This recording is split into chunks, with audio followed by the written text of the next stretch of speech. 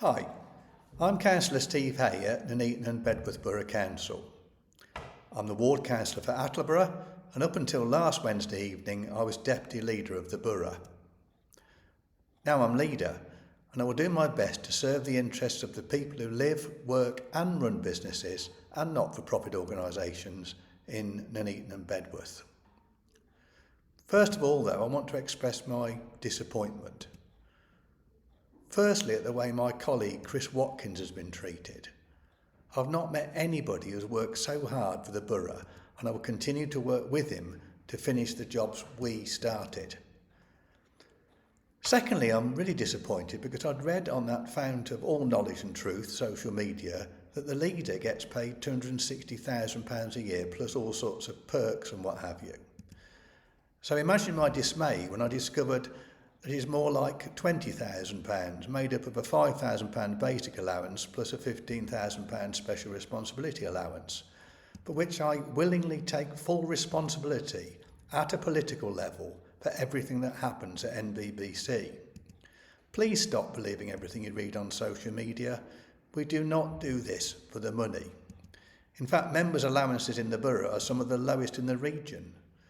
Councillor George Finch, Warwickshire County Council leader, by contrast, gets in the region of £42,000, made up of a £12,000 basic allowance plus a £30,000 special responsibility allowance. Now, as you will no doubt be aware, the very morning after the events at Wednesday's council meeting, the Secretary of State for Housing, Communities and Local Government decided that the elections for our borough will go ahead on Thursday the 7th of May 2026. So contrary to the misinformation peddled by some, the power to postpone elections was always the responsibility of the Secretary of State.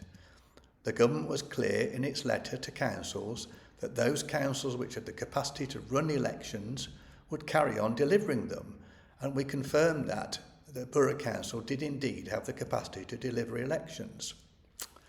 So, moving on. At the end of this video, there will be a list of all the things that Labour have achieved at Nuneaton and Bedworth Borough Council since regaining control in May 2024. That's just 18 months ago. I'll highlight just a few of them now. We provided evidence and support for the Empty Properties Bill that's now going through Parliament and appointed an Empty Properties Officer. We kept the museum in Riversley Park open. It was going to shut. We undertook the refurbishment and decarbonisation of the Pingles Leisure Centre.